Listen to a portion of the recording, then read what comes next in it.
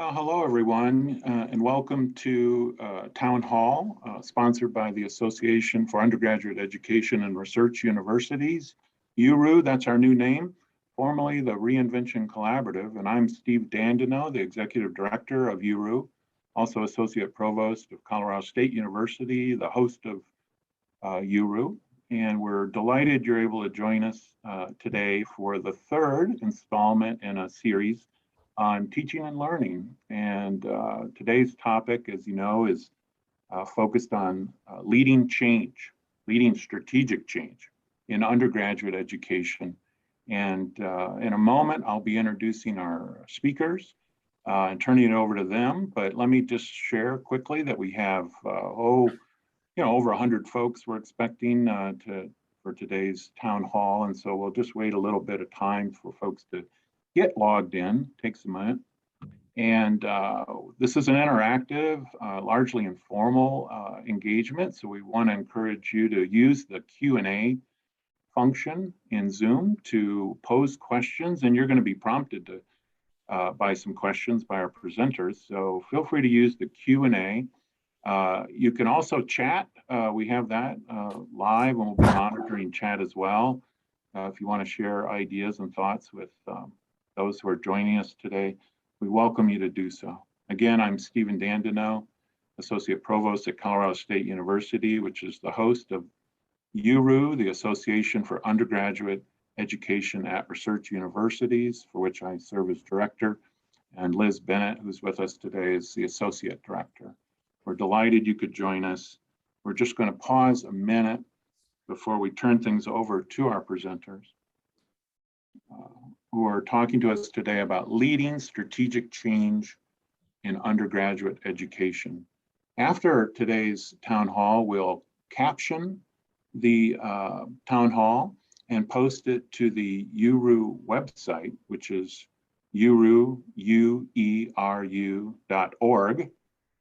And there you can find all our town halls recorded and captioned, past and going forward.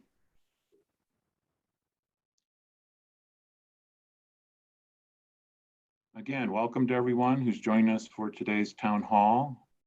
We'll just pause in a moment at the top of the hour before we get started.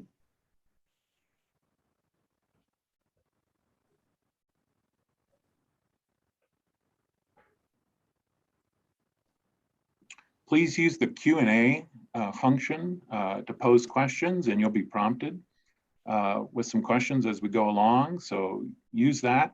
You can use chat as well. We'll be monitoring chat.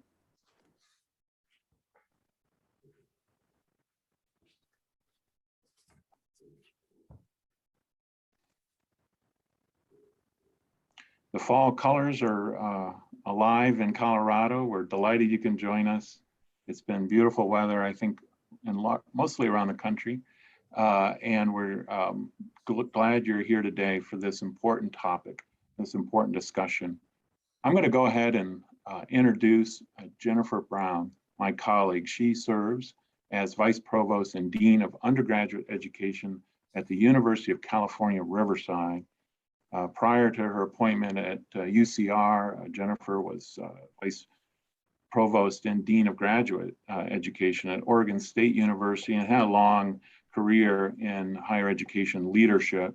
She is also a member of the UERU board, which means she was elected by her peers to serve in that important leadership capacity for all undergraduate provosts and vice presidents in the nation at our leading public and private research universities. And Jennifer, we're so grateful to you today and your colleague, Kevin Graham from UCR, to join us for this topic. We appreciate your willingness to share of your experience and your expertise with a national audience. So let me turn it over to you with great thanks from all of us. Thank you, Steve. I would say good morning from the West Coast, good afternoon to some of you.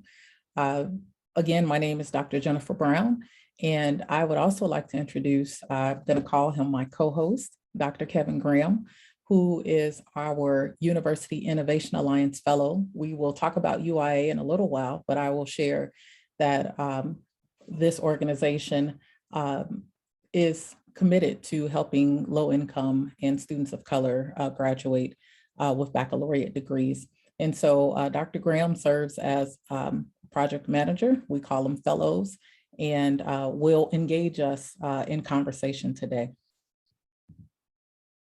So I wanted to start off by just sharing what you're going to get today.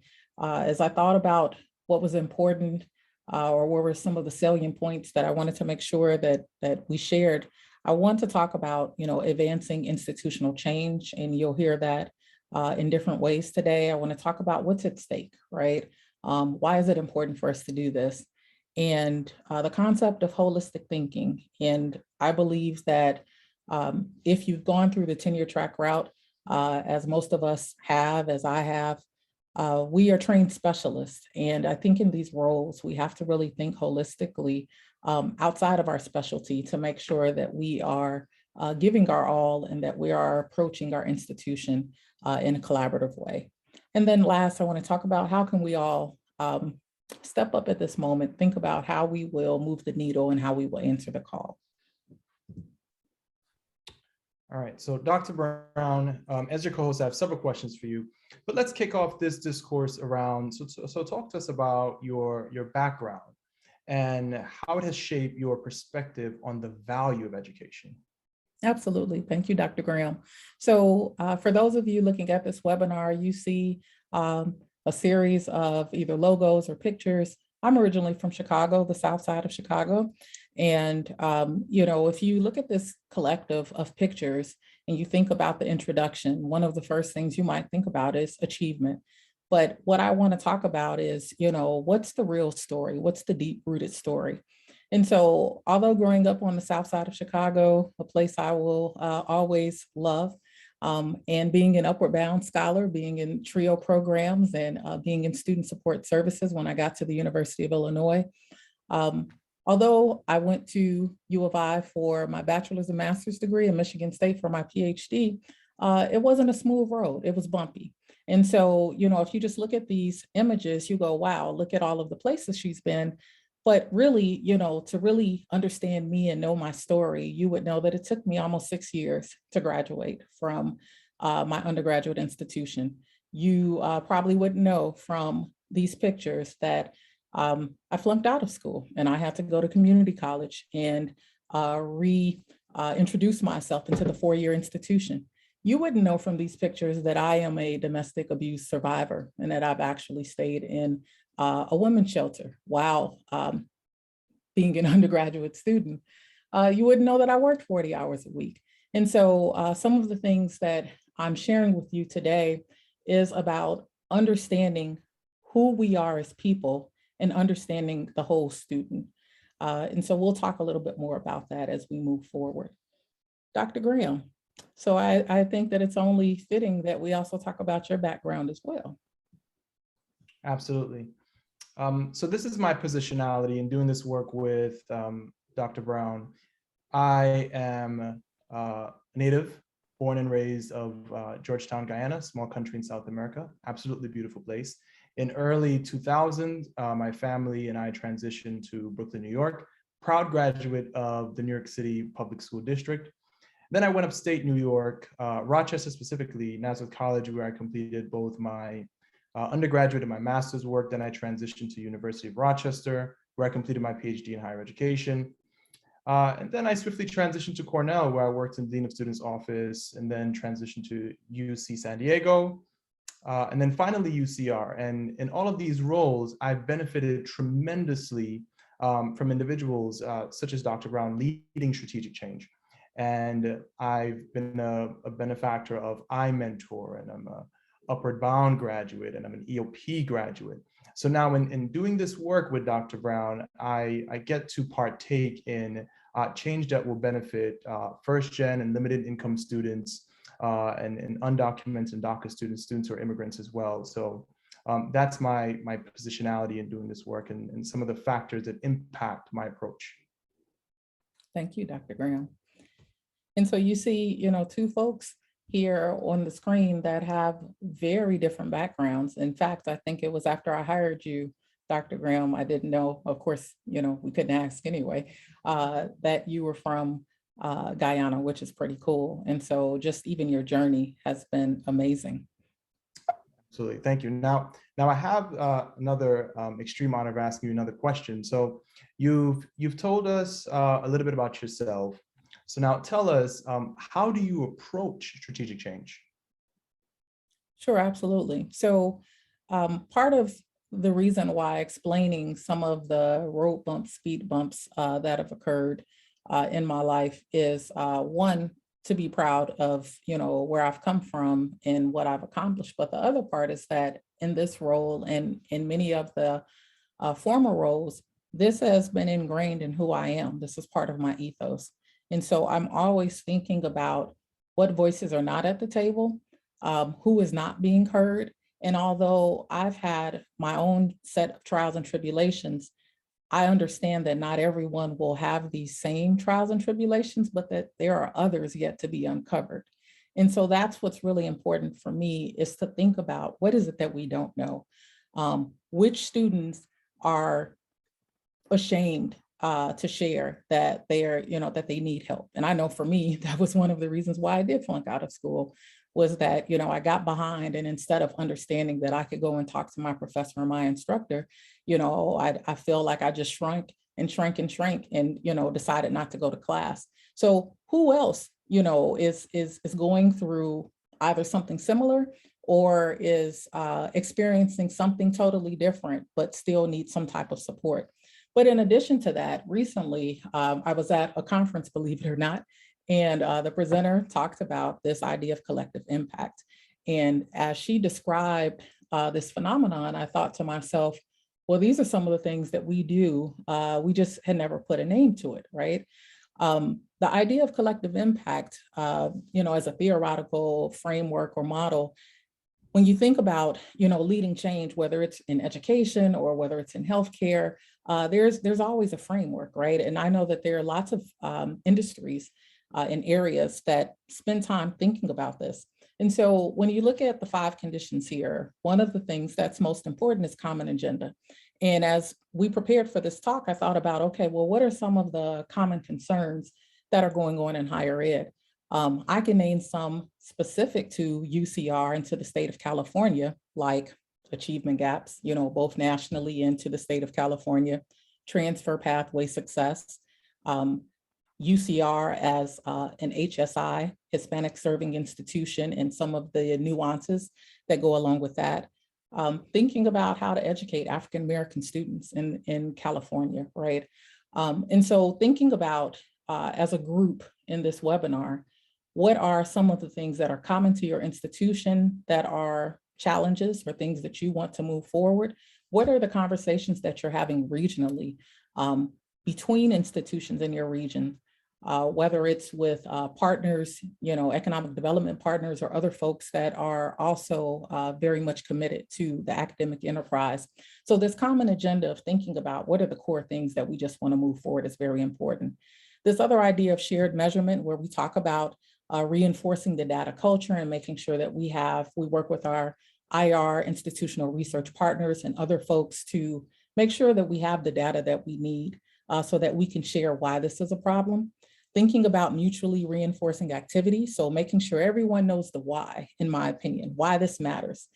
So for me, more Californians in the workforce, or making sure everyone has the opportunity to increase their level of wealth and income, thinking about social mobility. These are the whys, and now I need to talk with people in my community, not just talk at them, but I need to hear what are their challenges, what are the things that they support, where do they have opposition? And this is where that continuous communication comes in. And then, thinking about the backbone coordinating, how do we make sure that this is integrated and systematic, that we're thinking about this throughout our institutions?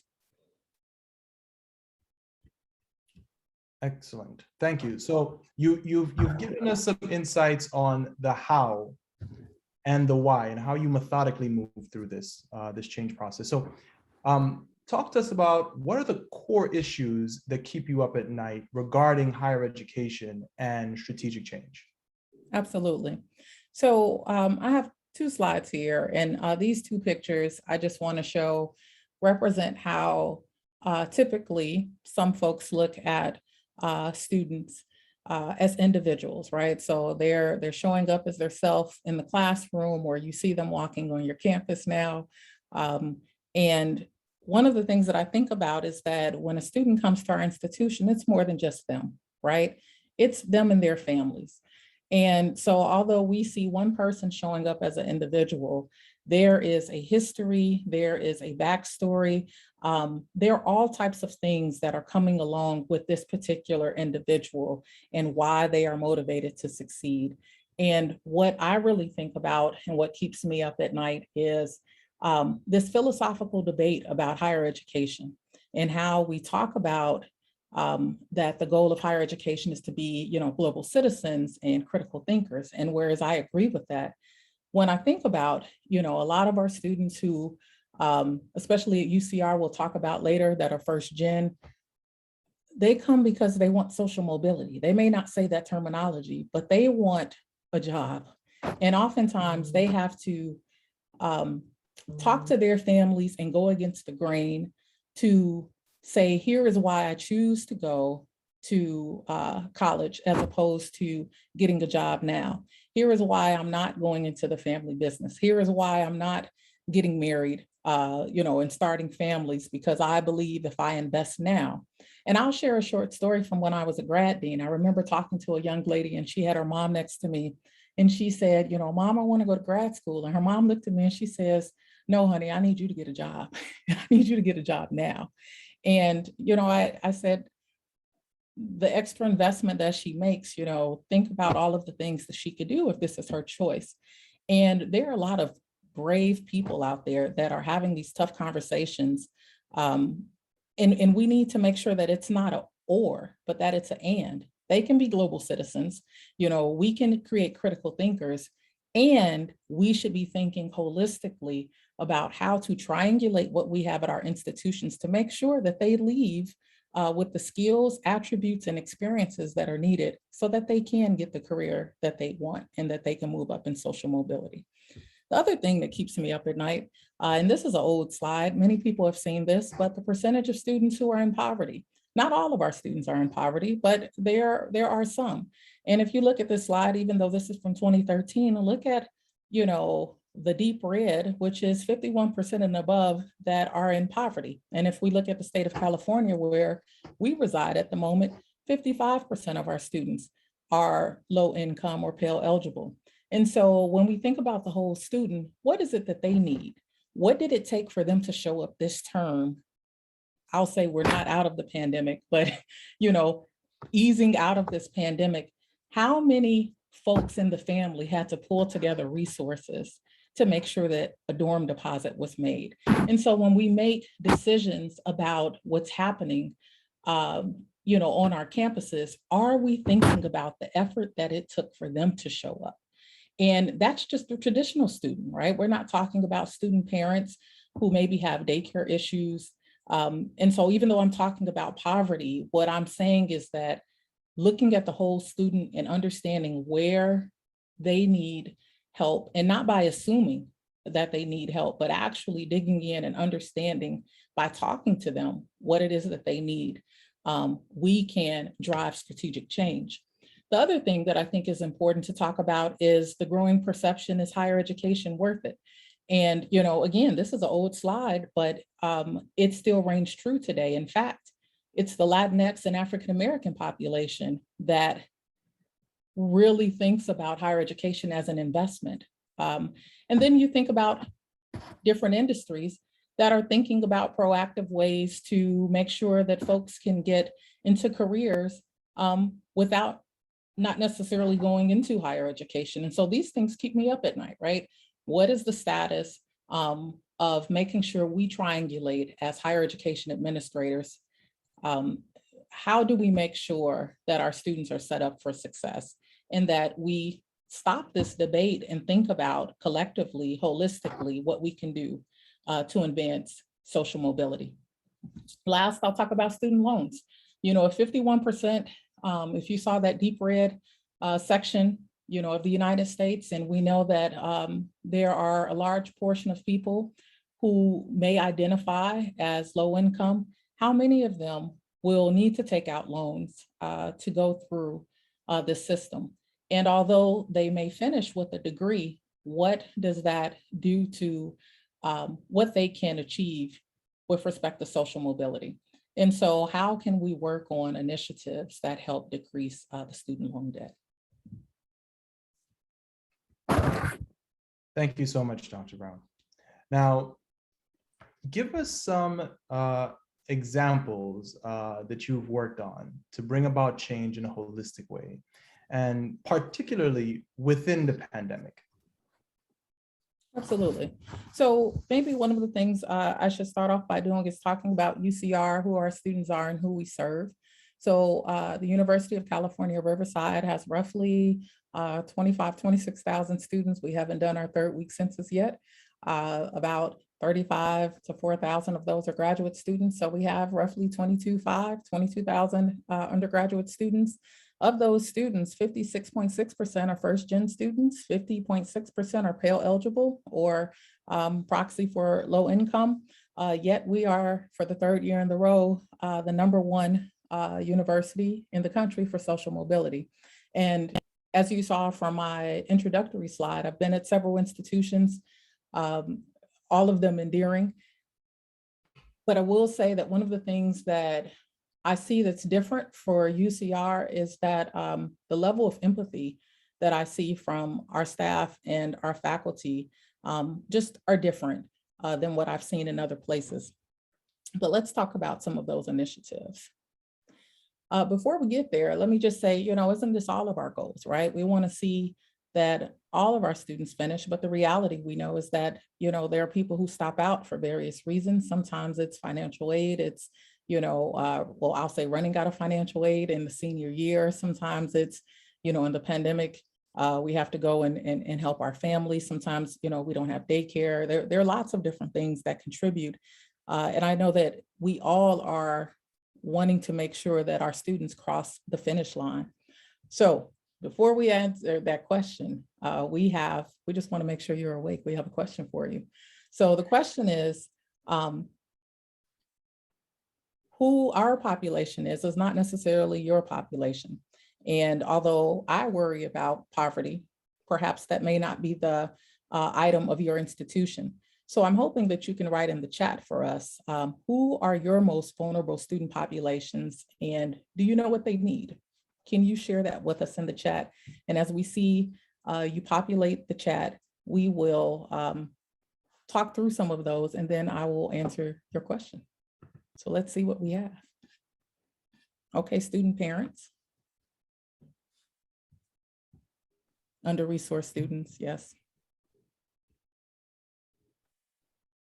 Okay, Pell eligible, those who are not college ready. Very similar profile. Shout out to VCU. Yep.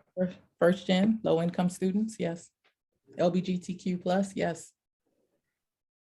Okay, food and housing insecurity. Working first gen students, CSU. Yeah, okay, first gen Pell. Black students. Black students. Shout out to Western Oregon. Okay, sizable deaf and blind population, yes. Pell eligible, working first gen. I should say shout out to everybody who's here. Indigenous population, yes, Summer, absolutely. Absolutely. Yeah, and so please continue to put your information in the chat. I think that this is important, right? And thinking about how to drive strategic change, how do we really define what our students need? And I think that with the exception of one or two things, all of these populations that you're talking about, putting in the chat, Susan, working students, supporting their family, taking 12+ credits each quarter. These are all things that we have to grapple with, right, as higher education administrators. And again, what does it take for them to show up and what do they need? And how many people are not going to share what they need, right? And so I think that this really lends itself to experimentation, calculated risk-taking. We're not talking about, just throwing something on paper and saying this is what we want to do, but really understanding the why of what they need, how they need, and doing it in a way that does not tokenize. And also, we got to find a way to meet them where they are and to make sure that they feel comfortable sharing. So let me go to the next slide, and thank you for all who participated in that poll. Yes, so we saw transfer students, undocumented students, just to tie in a couple, first gen Black students, Indigenous, there we go. Thank you, Dr. Graham. So one of the things that we've done at UCR, and this was during the pandemic, my Office of Undergraduate Education, we teamed up with Student Affairs, our LGBTQ+ Center, and we hosted a weekly COVID-19 conversation circle. And here is one of the examples I want to use where we really got to dig in and hear what our students needed.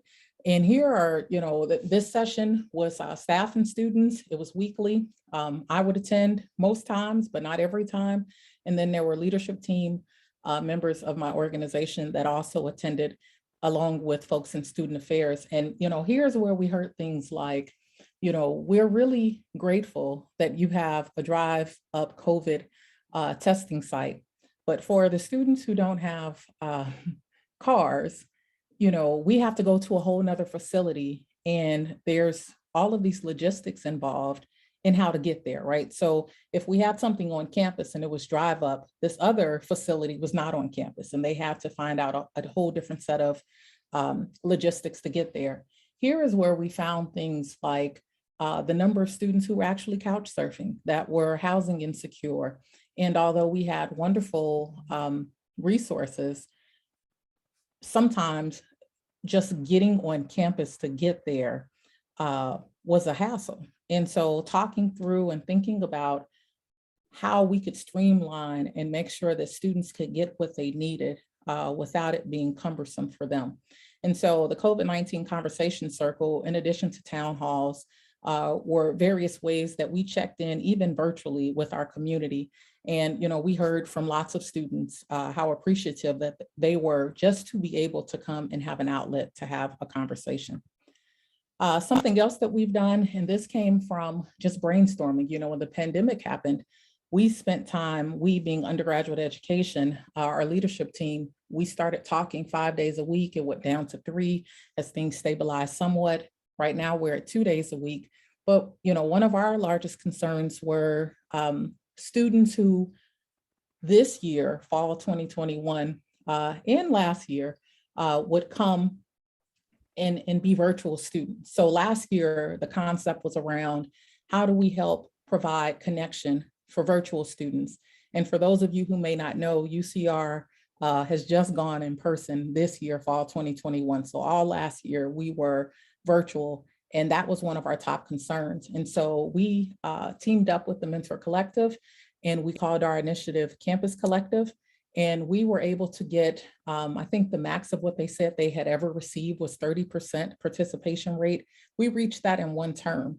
This year, we're already almost at 50% of matching mentors and mentees. And for those of you who don't know what Mentor Collective or the Campus Collective, in our case at UCR, provides, it's a text-based peer mentoring system where peer-to-peer mentors can talk to mentees. And we actually used analysis to be able to tag and also talk to students when we saw there was something that needed to be addressed. So this was a wonderful opportunity that continues to grow. Another thing that I think is interesting, I guess I'll turn this over to you, Dr. Graham. Yes, so as the University Innovation Alliance Fellow, key thing that I get to work on are projects. And I'll fold this into what many of you have shared in the chat. And that's some of the student populations that are central to the work that you do or that you're thinking of in this moment. So Black students came up quite a bit. So let's start with one of the initiatives that I'm working on, and that's BSSI, Black Student Success Initiative. So UCR, through this work, we've unearthed that there is an achievement gap for Black students, specifically at the 4-year graduation mark. Now, that's sort of the macro level. And understanding this issue, we deconstructed and looked at a couple of factors. And one of them is credit accumulation. We noticed that on average, our Black students accumulate credits at lower rates when compared to their peers. And that's sort of at the meso level. And then we took another peer in, and what we realized is that Black students were transitioning in with lower AP and IB credits. So from the beginning of their college career, they were behind their peers. And what we look to do around that is provide students with an opportunity to increase the amount of credits that they have accumulated. So we have our Highlander Early Start Academy that gives students the opportunity to think of it as a summer bridge program. Give students the opportunity to take college courses in the summer and come in with credits. And what we've done is increase Black students' participation by 100%. So that's one endeavor, and we're working on things such as sense of belonging and community, because when we did our focus group with Black students to get an understanding of how they experienced the institution, we've realized that that was one of their pain point or grievance around their experience. So that's one project. And another project that's of note, Dr. Brown, you mentioned this, upward mobility and upward economic and social mobility. And that comes in the form of employment in many instances. And we have a program that we're working on, that we've worked on, excuse me. And that's just the note there, or the image that says 7 universities team up to close the gap between college and work. And that's our Bridging the Gap from Education to Employment. And UCR Undergraduate Education served as an incubator and innovated around virtual internships for our first gen and limited income students. So that's sort of a cursory overview of some of the projects. Now I'm going to toss this back to you with a question. So I get to work on these projects with you.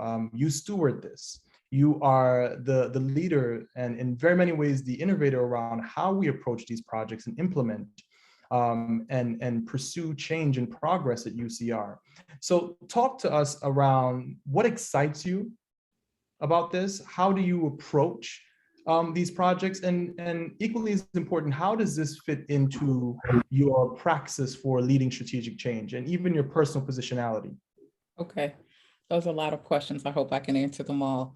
So I think, you know, one of the things that excites me is creating change and building a legacy. And, you know, every day I think about when, not necessarily I'm gone from the earth, but when you know, whatever it is that I am leading now, what impact will it have on future students? You know, being a mother of an almost 11-year-old sixth grader, I'm always thinking about the legacy and impact. What will she pick up? I think about, you know, my journey. And I also think about how, because of mentorship and folks who have been very straightforward with me, my life has changed, right? And so I've had opportunities to travel all around the world and do so many different things because there were people who believed in me. So this ethos of making sure that we can leave a legacy, that things can be a little bit better for the next generation is something that I continue to live by. And it also helps me in moments where I have to think to myself, when I'm the only person in the room who is maybe expressing this type of positionality. And just recently, I won't say whom, but you've heard them talk today. Someone shared with me that I was wonderfully impatient, which I said, oh, that is a great name for that, right? And why am I wonderfully impatient? Because I know that there are so many things in this system that we need to fix, right? I think about breaking down barriers and being creative. I think about considering students and the barriers of college education, you know, thinking about flexibility and adjusting. I think about how do we continue to not only move forward the agenda of the institution, but that we nudge to make sure that we are leading with integrity, living in integrity, and truly thinking through some of the questions that we see come up, both as fires, but systemically. And I feel like my job as VPDUE, as convener, is a persuasion, you know, a person of persuasion that helps folks see the bigger picture, the why. And that's what I'm asking people on this call to do, right? Is to think about, you know, how well do we integrate and think about the holistic nature of undergraduate education, not just, our organization or who we serve, but how are we helping enrollment management see the downstream impacts of some of the things that are occurring on the campus? How are we working with auxiliaries? How are we working with student affairs, residential life? And how do we help them see the big picture? And Kevin, Dr. Graham, that, in our time in the pandemic, we've worked and helped to guide and steer many partners on our campus to see the bigger picture so that they could understand. One other thing that I'll share with you is when you talked about being an incubator, so when we started the Bridging the Gap program, it was to see if this worked. And in the pandemic, we, created a series of virtual internships. We then handed it off to the Career Center to have as a program, a standing program, where they're now in their second year and they're working with local employers. And so again, going back to the collective impact model and thinking about, okay, here are the things that keep me up at night. And here's where I want to move the needle.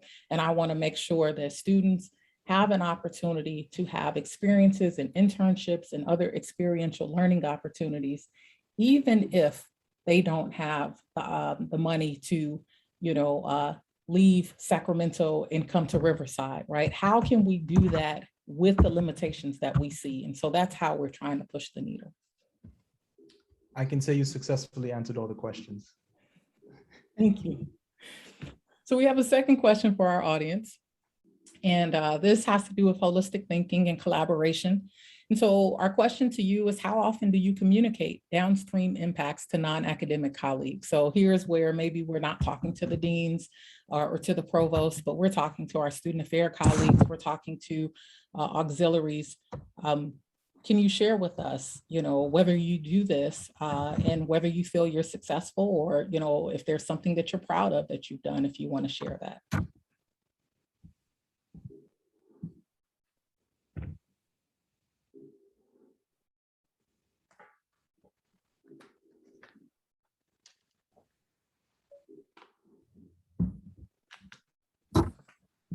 Oh, it's quiet on this one.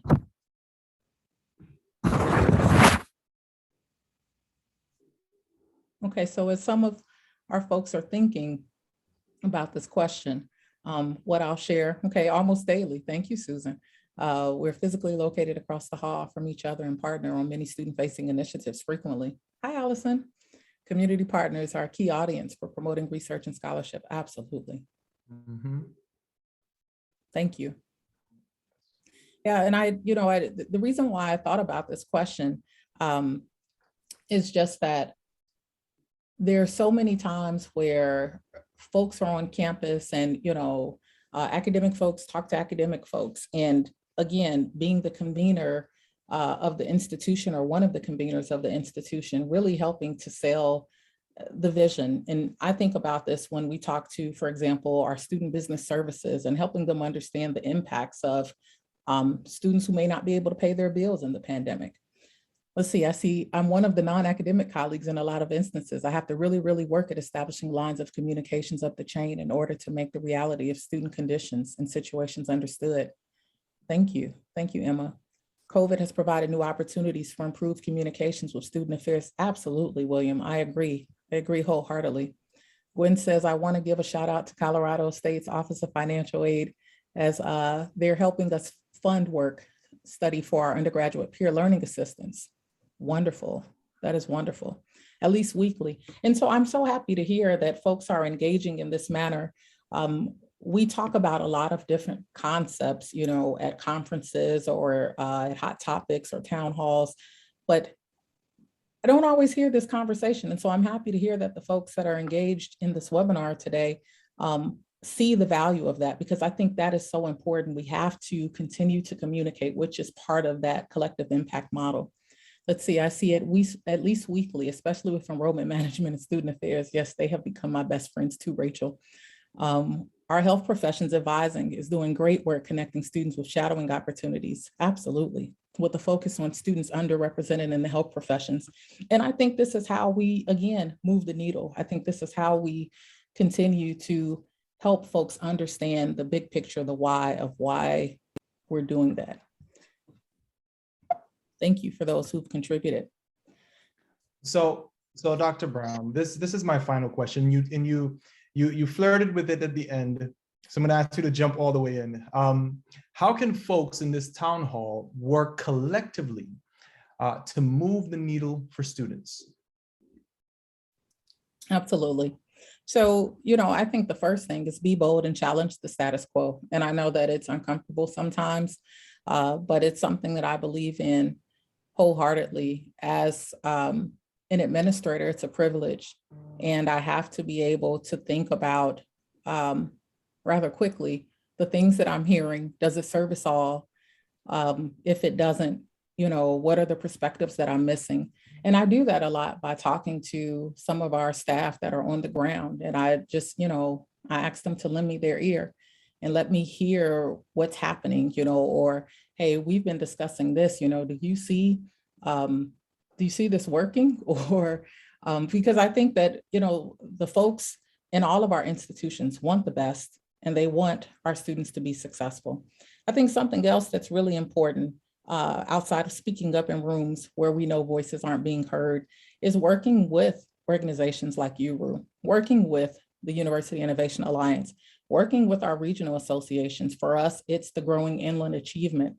And their mission is, to make sure that more students in the Inland Empire, which is the region that we're in within Southern Cal, have more opportunities, right? Whether that's through making sure there's community engagement and partnerships, or whether we're talking to local employers. We work with the Riverside County of Education, which by name, because we're in Riverside County, sounds like it's local, but they work on college preparedness for the state of California. And within the pandemic, we had really deep and intense conversations with this group about, the number of students who might be receiving B's and F's and what could we do as an institution to help. So, we're always thinking about how to partner, but also hearing not just from who's on campus, but listening to other partners and understanding where they are and what role they play in the pipeline. So, forming these partnerships with economic development regions, career services integration, I think it's our role to triangulate, with the different groups. And I'm so happy to hear that folks on, again, the town hall are doing that. Formal and informal mentorships for students with alumni is one of the biggest things that we can do, right? And that's the yes and as opposed to the or, philosophizing conversation. Most importantly, better collaboration with campus stakeholders, thinking about downstream impacts. And then I'll say, my top thing is I think we have to continuously talk about positionality. So influencing the larger dialogue through op-ed pieces, or thinking about, how to talk to folks. Our general public need to understand what higher education is facing, because, there's this perception that we are elitist and we're here to service a particular type of student. And I believe that most folks that I encounter and talk to want to service all. So that's really important. Last thing I'll share on, being an influencer in a larger dialogue is, and this is not to put press on something I've done, but so I won't even talk about where it is, but more importantly, one of the things that keeps me up at night that I didn't talk about is the digital infrastructure, and especially after the pandemic, creating access for more people now that we understand the digital divide, now that we understand that flexibility and, stop outs and students who might have issues or who need to work with their families or for their families or to help support their families. How do we continue to engage and build a digital infrastructure? And I don't mean all online all the time, but how do we create flexibility? And the more that we can share our voices through print, through media, however, I think that we can start to change the narrative of higher education and again, lead change strategically. So let's see, we're at 11:45. Steve, do you want it? This was our last question. Do you want us to ask the question or do you want to open up to questions? We can do either one. Oh, well, no, whatever you'd like to do. Well, I'll just say this as a rhetorical question and open it up for questions. How about that? So, you know, one of the things we just like you to walk away with is thinking about what is one widely important goal that you can create based on what you've discussed or heard in this town hall today, right? Where can you lead strategic change? What are the key things in your higher ed institution that, you know, are not status quo that maybe you could nudge a little bit? So we'll open it up for questions. And thank you. Well, I just wanted to, you know, on behalf of all the folks who are attending today and those who will view this town hall as a recording, thank you both. Thanks to Dr. Brown and to Dr. Graham for this very stimulating, important talk. We have a question in the Q&A, which I'll read in a moment and invite others to add, you know, to maybe reflect on that final question and add some others, please. But I just wanted to say, if I could, that you helped me grasp something which I should have understood before, but I hadn't until now, which is the relationship between a forthcoming description of one's positionality, one's biography, you know, one that tells it like it is, and strategic leadership.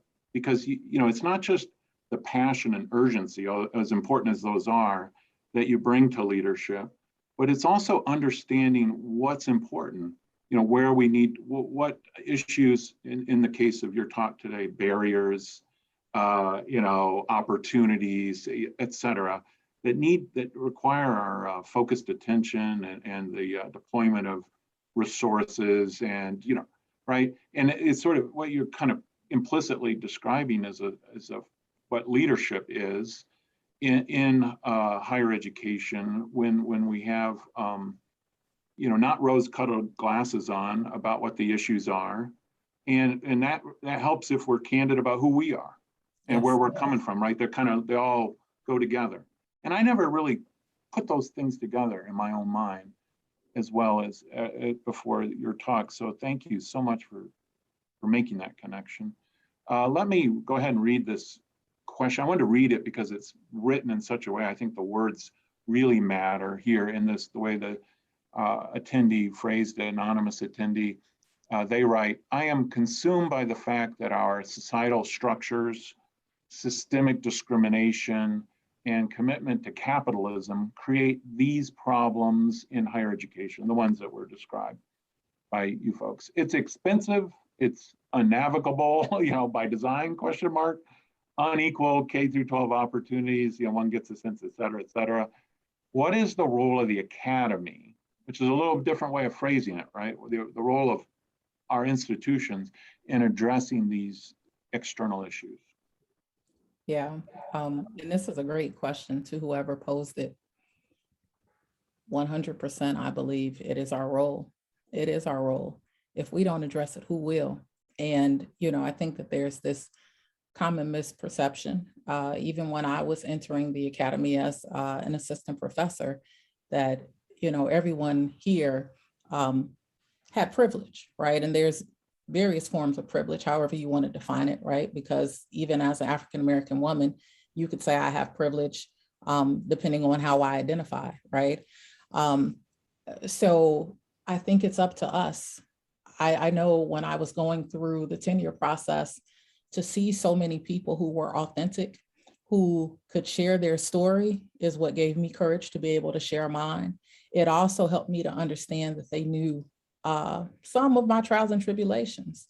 I remember going in, maybe I shouldn't say this, but, you know, talking to a professor who I admired very much. And he was talking to his brother.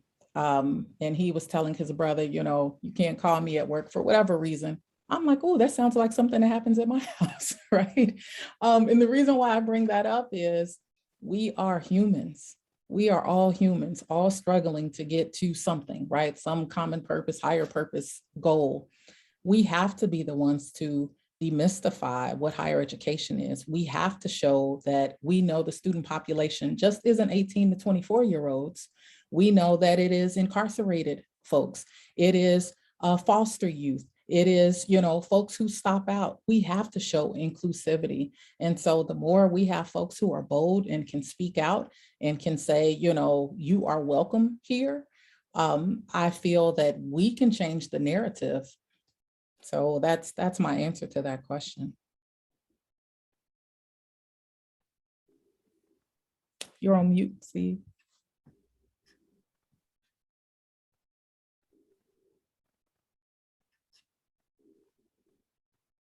I can't hear you. Still on mute, Steve. There you go. I keep muting forgive me for that. I was inviting Dr. Graham to chime in as well. My apologies. Thank you, Steve. So I think it's a really thought-provoking question. And in answering that question, there's two things come to mind. They're actually quotes. One is what Nelson Mandela said about education, and that is education is the most powerful weapon, and weapon is within his context, which we can use to change the world. And for me, it's creating pathways and being unapologetic about working to create those pathways that open up the academy to more individuals. We know factually that college graduates earn more. We know factually there are barriers for Black and brown people towards education. So how do we work ardently and unapologetically to open up those pathways, even, and that's why I'm going to tie it into strategic change, even when there are barriers, how do we strategically move and create change? And it also brings to mind, it's one of my readings right now, I'm reading W.E. Du Bois' book, and there's this idea of each one reach one. And for me, I think of it as each one reach as many as possible. So as I said in the beginning, I've benefited from someone being an intrepid. How do I now, being in the academy, how do I now turn and look to some of these pathways and think strategically around how do we widen them? How do I, to borrow from what Dr. Brown shared earlier, how do I use persuasion? How do I use data? How do I use knowledge production to make a case that the academy should be more flexible, that the academy should be more inclusive, that the academy should be more thoughtful? So that's how I conceive my role within the academy. And I think that the academy has that power, the power of education, that is to change the world. Great answer, Dr. Graham. Thank you to whomever asked that question. Yeah, it was a great question, isn't it? And we encourage others to go ahead and post their questions. Another comes to mind, which is, I'll just note that an additional UERU project right now is that we've impaneled the Boyer 2040 Commission, which is a blue ribbon commission led by AAU's Barbara Snyder and APLU's Peter McPherson, and a host of other wonderful leaders in higher education here in the US. And so far, it's early in their deliberations, but already it's emerged that this idea that equity and excellence we have to figure out a way of talking about them simultaneously, so that we don't think of one as they're somehow different from one another. In other words, that you cannot be an excellent university for undergraduate students if equity isn't sort of at the core of everything you do, everything. And that you essentially, excellent schools are understanding that and are investing in achieving equity, because it hasn't been achieved. In some places, maybe like UCR, there's a longer tradition and focus of striving to achieve it. But I imagine even at UCR or many of our nation's leading HBCUs or HSIs or other institutions that for a very long time have been, in fact, from their origin, have been focused on have understood this better than maybe most institutions. It's still not there, and most have a long way to go. And part of what strategic leadership's about is just recognizing that to start, and also coming up with a theoretical understanding of that relationship. And I wonder if both of you, since you're expert in this area, could maybe what your thinking is about how to talk about excellence and equity, what language do we need, and in addition to the passion and commitment and the skilled use of resources and mobilizing leadership, or mobilizing our colleagues and in a community and the like. Sorry for that convoluted question, okay.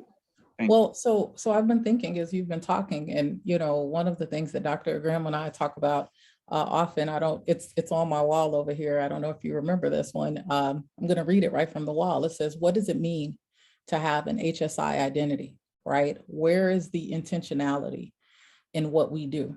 And as Dr. Graham and I were talking about this, we were talking about many things, one being the seal of excellencia, but we talked about, if you take the HBCU experience, which I am not an HBCU grad, but I have many friends who are. My brother is an HBCU grad. We talk about intentionality of the Black experience, right? And so if we say that any institution, minority serving institution, HSI institution, where is the intentionality behind pride, behind authenticity, behind celebrating differences, behind, helping folks understand what it means to achieve social mobility, right? Because help me understand what 18-year-old knows that when they come in, they know they want to get a job, right? I wanted to be an engineer, which I was not, because they made money. And so, we go in with a very narrow, doesn't mean it's wrong, view of what it is that we want to achieve. And I believe that it's the institution's job to understand their demographic, potential, and current, and help them get there, right? And so for me, the answer is about having these types of deep philosophical that can turn into actualized initiatives, right? So where do we go with, here's the bigger picture. Now, how do we actualize it so that we can chip away? And I think that's what we started when we looked at the Black Student Success Initiative, looking at AP and IB credits, talking to our Summer Bridge folks about reaching out so that we can get more students into our Summer Bridge program, because we had data that shows that they get more credit, or they earn more credit in terms of unit loads, but also that they have higher GPAs and they tend to retain, right? So here we are trying to use what most people do before, which is data, and thinking about some higher level barriers that we need to break, and thinking about how we can operationalize it. So for me, it's just about showing up authentically and helping folks also show up in that space so that they're open to talk to you about what the real barriers are. And then we're all smart. We can all figure out how to make this work. I really do think that. I think we can all figure it out, Dr. Grant. I'll be brief in terms of time. So I'll start with this. You can't, in terms of excellence and inclusion, you can't learn what you think you already know. And a lot of times in institutions, the academy has this disposition sometimes, and not all institutions, because I won't generalize here, has this disposition of we know what excellence is, we know what inclusion is, and I think the slowing down and the curating the culture, the institutional culture of learning. And that's one thing that I've learned from being a part of the University Innovation Alliance. We learn from the multiplicity of institutions that are included. We're not ashamed to say, oh, wait a minute, Michigan, GSU, you're doing this thing well. How could we? Michigan State. Thank you, Dr. Brown. Thank you. There's a difference. Yes, you always say that to me. There's a difference. How did you broach this topic? How did you implement this change? So having that disposition of learning and curating that culture of learning, I think is integral to developing into an institution that knows and values and celebrates excellence and inclusion.